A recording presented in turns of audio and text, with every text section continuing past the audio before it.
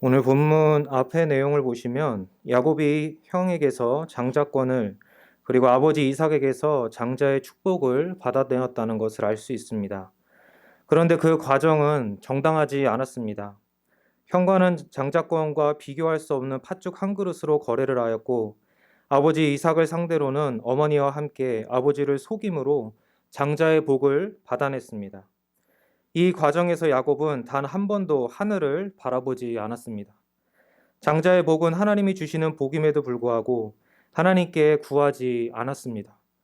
야곱과 그의 어머니 리브가는 마치 장자의 복의 근원이 이삭과 에서인 것처럼 생각하였고 하나님이 아닌 자신들의 꾀를 의지하였습니다. 그런데 야곱은 자신이 얻고자 한 것을 다 얻은 것 같았던 그때에 모든 것을 다 잃고 삶의 터전에서 쫓겨나게 되었습니다. 그는 장자의 복을 누릴 수 있는 유일한 곳인 그의 집과 가족을 잃었습니다. 이제 야곱은 800에서 1000km의 거리를 아무 소유 없이 홀로 이동해야 했습니다. 그러던 어느 날 길에서 돌을 베개 삼아 잠을 자게 되었습니다. 이제 그가 복을 얻어낼 사람도 없고 또한 스스로의 힘과 꾀로 복을 얻을 수도 없는 그러한 상황 가운데 여호와 하나님께서 야곱에게 나타나셨습니다. 그리고 그와 은혜 언약을 맺으시며 그에게 언약의 복을 선포해 주셨습니다. 하나님께서 야곱에게 선포하신 언약의 내용은 앞서 이삭이 야곱에게 말해준 내용과 거의 동일합니다. 그런데 큰 맥락은 동일하지만 하나님은 야곱에게 더 구체적인 내용을 직접 말씀해 주고 계십니다. 그렇다면 거의 동일한 내용을 앞서 아버지 이삭을 통해 말씀해 주신 하나님께서 이때 야곱에게 다시 말씀해 주시는 이유는 무엇일까요? 이에 대해 우리는 두 가지를 생각해 볼 수 있습니다. 하나는 야곱이 장자의 복에 관해 바르게 알아야 할 것이 있었기 때문이며 또 다른 하나는 야곱을 위로해 주시기 위함입니다. 비록 야곱이 아버지 이삭을 통해 장자의 복의 내용에 대해 들었지만 그 복을 주시는 분은 아버지 이삭이 아닌 바로 여호와 하나님이십니다. 하나님은 복 그 자체이시고 복의 근원과 원천이시며 언약을 통해 복을 주실 수 있는 유일한 분이십니다. 그러므로 하나님이 주시는 은혜는 인간이 스스로 얻어낼 수 없습니다. 그래서 오늘 본문 12절 말씀을 보시면 하나님은 야곱에게 하늘과 땅을 잇는 사다리를 보여주십니다. 12절을 보시면 사다리는 땅 위에 서 있고 또한 하늘에 닿아 있습니다. 그리고 그 사다리를 통해 하나님의 천사들이 왕래를 하고 있습니다. 그리고 13절을 보시면 그 사다리 위에 여호와 하나님께서 서 계십니다. 이 세 가지 장면에는 각각 본즉이라는 감탄사가 있습니다. 즉 하늘과 땅을 잇는 사다리의 모습과 그 위에 하나님의 천사들이 왕래하는 모습과 그 사다리 위에 여호와 하나님께서 서 계신 모습은 너무도 광대하고 엄청나기에 세 번의 감탄사로서 본즉이라고 표현하고 있는 것입니다. 다른 말로 하면 보라 저 사다리를, 보라 저 천사들을, 보라 저 위에 서 계신 여호와 하나님을 이라고 말하는 것입니다.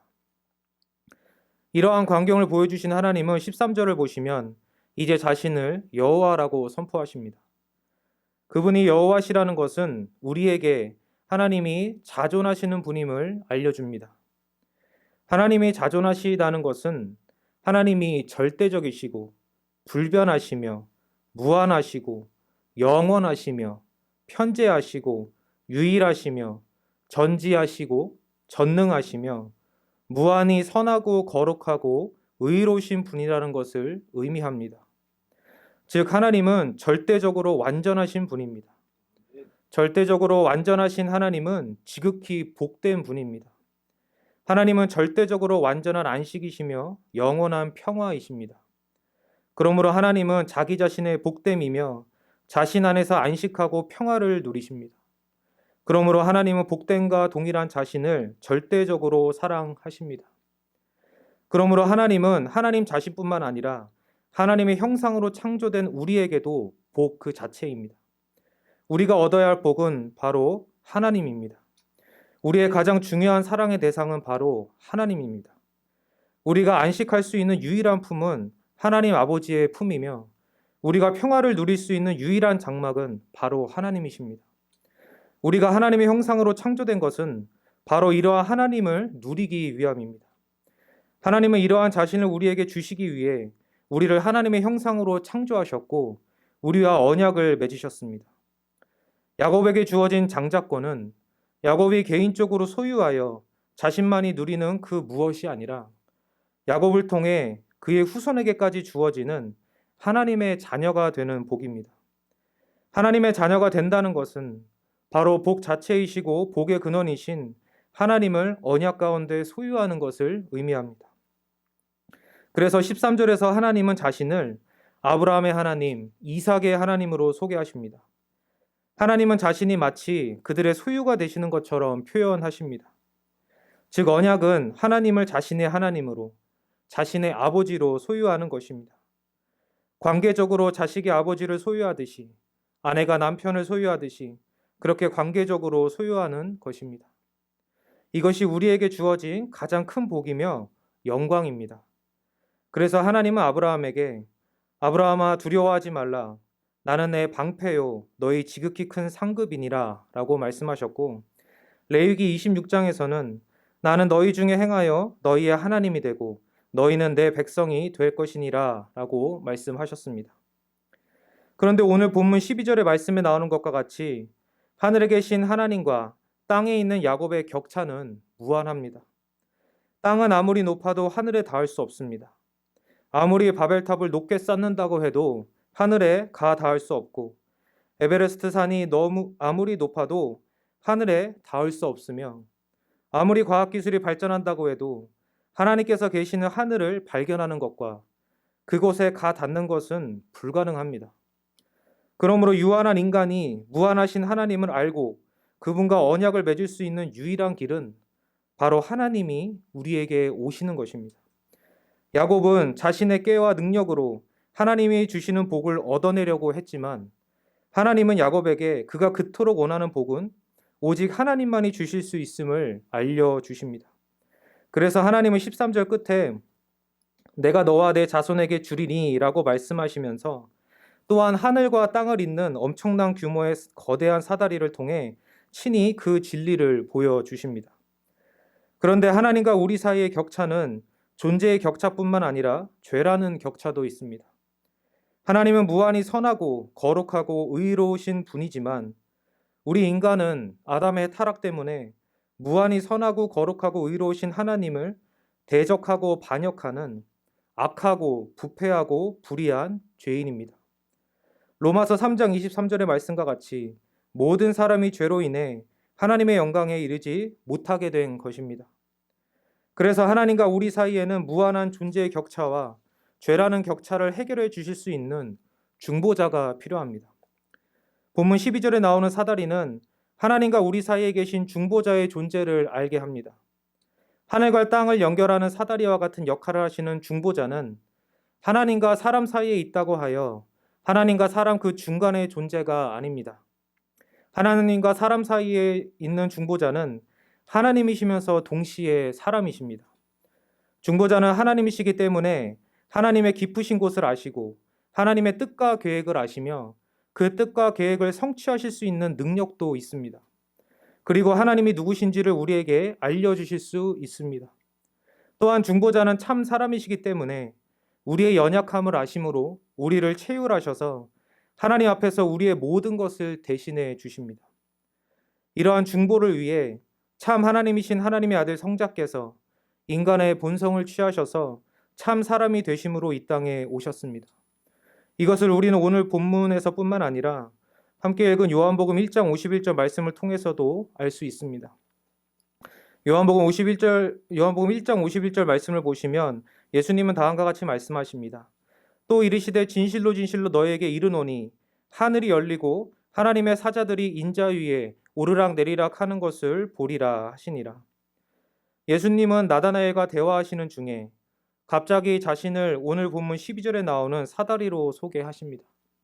즉 예수님은 하늘과 땅을 잇는 사다리로서 창세기 28장 12절에 따르면 사다리 위에 서 계신 여호와 하나님이시며 동시에 요한복음 1장 51절에 따르면 사다리 아래에 계신 사람이십니다. 그러므로 예수님은 하나님과 사람으로서 하나님과 사람 사이에 있는 유일한 중보자이십니다. 그렇다면 예수님은 나다나엘에게 자신이 야곱에게 보이신 사다리라는 것을 왜 갑자기 알려주신 것일까요? 요한복음 1장 49절을 보시면 나다나엘이 예수님을 이스라엘의 임금이라고 고백했기 때문입니다. 예수님은 자신을 이스라엘 임금이라고 고백한 나다나엘에게 그래 맞다. 내가 이스라엘 즉 야곱에게 나타났던 사닥다리 위 하늘에서 자신을 여호와라고 계시한 그 하나님이다 라고 말씀하시는 것입니다. 약 2000년 전에 야곱에게 나타나 자신을 여호와 하나님이라고 선포하신 성자께서 2000년 후에 성육신하시어 나다나엘에게 자신을 하나님과 사람으로 계시하신 것입니다. 하나님과 사람으로서 예수님은 교회의 머리시요 언약의 중보자로서 하나님과 우리 사이에 단절된 관계를 회복하시기 위해 이 땅에서 사역하셨습니다. 그분은 평생 동안 자신을 흠없는 어린 양으로 준비하셨고 모든 죄를 지시고 십자가 위에서 우리를 위한 희생제물과 화목제물로서 자신을 아버지께 드리셨습니다. 그분은 우리의 죄값을 우리 대신 다 지불해 주셨고 우리 대신 율법에 온전히 순종하셨습니다. 그분은 하나님 아버지께서 우리에게 보내주신 중보자로서 우리를 향한 하나님 아버지의 사랑과 화목을 밝히 보이셨고 확증하셨습니다. 아버지는 그리스도를 통해 우리를 향한 진노를 거두셨고 우리와 화목하셨습니다. 또한 예수님은 우리를 위한 중보자로서 하나님 아버지 앞에서 우리의 대표요, 우리의 왕으로서 우리 대신 죄값을 다 지불해 주시고 우리 대신 하나님의 뜻에 온전히 순종하심으로 하나님의 심판대 앞에서 우리를 의로운 자로 세우셨습니다. 그리하여 지금도 자신의 의로 우리를 위해 변호하시고 우리를 위해 기도하십니다. 예수님은 우리의 비천함을 다 가져가셔서 십자가에 못 박으셨으며 자신의 부요하심을 우리에게 선물로 주셔서 우리를 모든 죄를 용서받고 온전히 선을 행한 하나님의 자녀로 세워주셨습니다. 예수님은 그분의 존재와 사역으로 하나님과 우리 사이의 무한한 격차와 죄로 인한 격차의 문제를 해결해 주셨고 그리하여 우리가 하나님을 알고 믿으며 믿음으로 하나님의 자녀가 되어 새하늘과 새 땅에서 복 그 자체이시고 복의 근원이신 삼위일체 하나님과 영원히 함께하며 하나님을 누릴 수 있게 해주셨습니다. 하나님은 이러한 복된 진리를 하늘을 여시고 야곱에게 보이셨습니다. 야곱은 이러한 진리를 볼 자격도 없고 받을 자격도 없었습니다. 오히려 그는 하나님의 뜻을 자신의 깨와 능력으로 이루려 했다가 큰 실패를 거두었습니다. 자신으로 인해 가정은 파괴되었고 자신은 모든 것을 잃었으며 베고 잘 것도 없어 돌을 베고 누구에게 공격을 당할지 모르는 그러한 곳에서 잠을 청해야 했습니다. 그런데 자신의 죄로 인해 가장 비참한 그때에 하나님은 야곱에게 찾아오셨습니다. 마치 아담과 하와가 죄를 범하여 타락하였을 바로 그때 그들에게 찾아오셨듯이 하나님은 야곱에게도 그의 인생에 있어서 가장 실패한 그 순간에 그에게 찾아오신 것입니다. 그리고 그에게 죄에 대한 진노와 분노를 나타내신 것이 아니라 오히려 그에게 언약의 복을 선포하시고 중보자를 보이시며 그와 함께 하시는 임마누엘 하나님으로서 그와의 언약을 하나님이 친히 이루실 것을 말씀해 주셨습니다. 그래서 오늘 본문 15절을 보시면 하나님은 야곱에게 내가 너와 함께 있어 내가 어디로 가든지 너를 지키며 너를 이끌어 이 땅으로 돌아오게 할지라 내가 내게 허락한 것을 다 이루기까지 너를 떠나지 아니하리라 라고 말씀해 주셨습니다. 야곱에게 이 말씀이 얼마나 큰 위로가 됐겠습니까? 하나님은 야곱에게 마치 이렇게 말씀해 주시는 것 같습니다. 너희는 이전 일을 기억하지 말며 옛날 일을 생각하지 말라. 보라, 내가 새 일을 행하리니 이제 나타낼 것이라. 아멘. 그리고 이렇게 말씀해 주시는 것 같습니다. 수고하고 무거운 짐진 자들아, 다 내게로 오라. 내가 너희를 쉬게 하리라. 어찌 보면 야곱은 자신이 크게 실패한 것이 아닐까 염려하며 두려워했을지 모릅니다. 그런데 그러한 야곱에게 하나님이 나타나셔서 그가 아버지 이삭을 통해 들은 복을 다시 선포해 주셨고 그러므로 그 복이 그의 죄악에도 불구하고 그에게서 떠나지 아니하였으며 하나님께서 그 복을 그에게 주셨음을 확증하셨습니다. 이것은 야곱에게뿐만 아니라 오늘날 우리에게도 주시는 위로입니다. 하나님은 인류가 가장 타락했을 때마다 새 일을 행하셨습니다.